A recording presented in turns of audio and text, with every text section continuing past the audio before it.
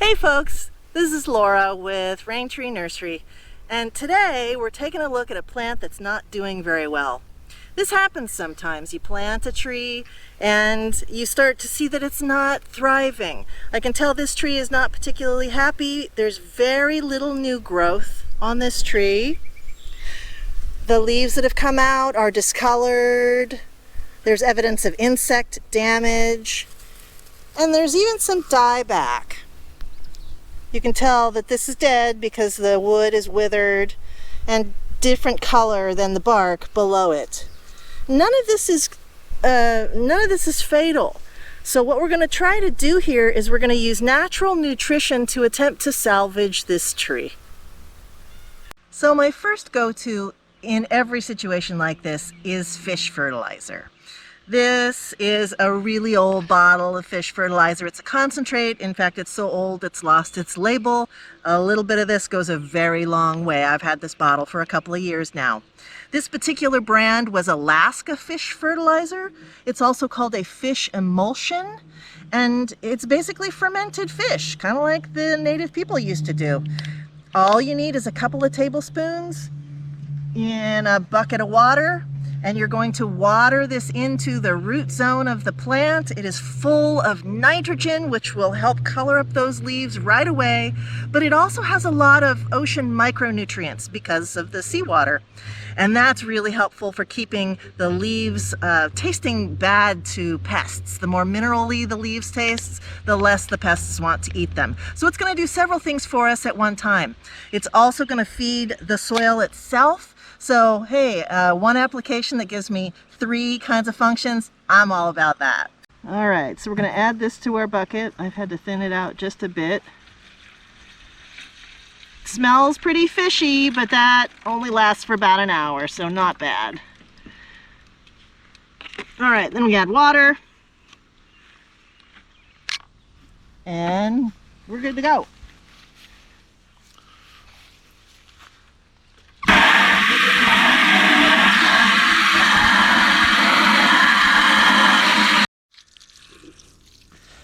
Remember, we're going to pour this all over the root zone.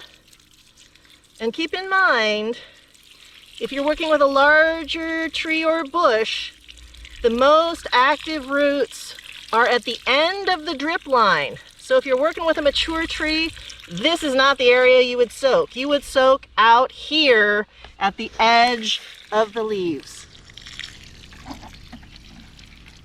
An even better strategy, if you have access to manure, is to add a top dressing of manure to your tree zone.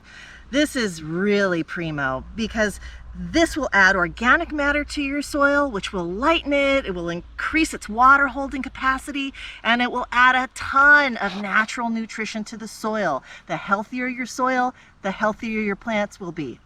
I happen to keep rabbits for just this purpose, so I'm going to take my fresh rabbit manure and I'm just going to lay it down on top of the soil here. If you don't have access to rabbit manure, you can use bagged steer manure, chicken manure. If you live near a horse farm, you can use horse manure. But if you use anything other than rabbit, you have to make sure that it's thoroughly composted, at least 6 months or more. Otherwise, it will be too acidic and it will literally burn the roots of your plants. All right, so there we go. It's pretty simple. That's your top dressing. That's going to break down. It's going to bring up the earthworms. Oh, it's going to make this soil just amazing.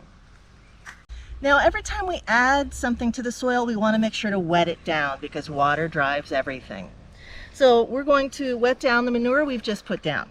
If you don't have a way to measure your water so that you can tell exactly how much water you're adding to your plants, a good rule of thumb is that most hoses will offer 5 gallons a minute. The ISA, the American Society of Arboriculture, the tree expert folks, they say that each tree, each week during the summer should get 10 gallons of water. So that's running your hose full blast for 2 minutes per tree in order to keep it happy and healthy. So here we go.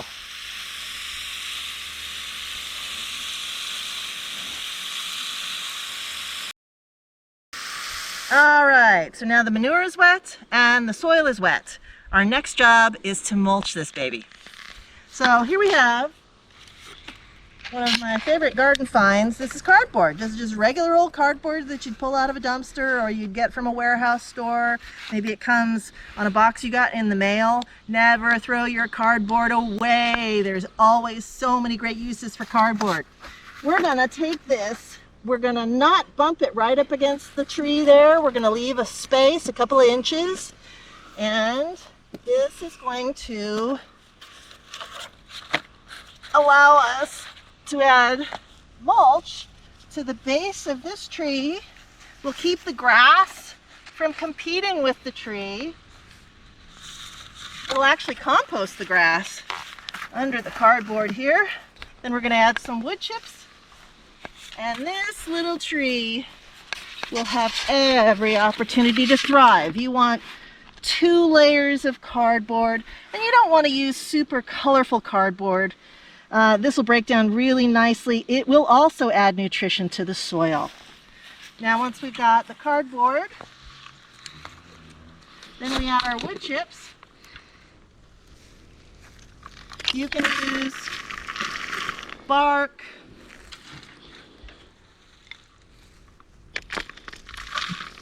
you should not use cedar. That's the only kind of wood you should avoid. You can use arborist chips. You can use hog fuel.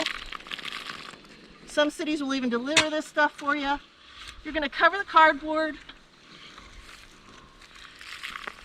and you're going to make sure that the wood chips lightly cover the soil so it keeps it all cool and moist, but you do not want to mound the wood chips against the tree itself. It will cause moisture problems. It'll cause the tree to rot. Not good. So what you're going to end up with is kind of a donut with a high middle and lower sides, and this tree will have every opportunity to thrive. That's all for now. Thanks for joining us at Raintree Nursery. See you next time.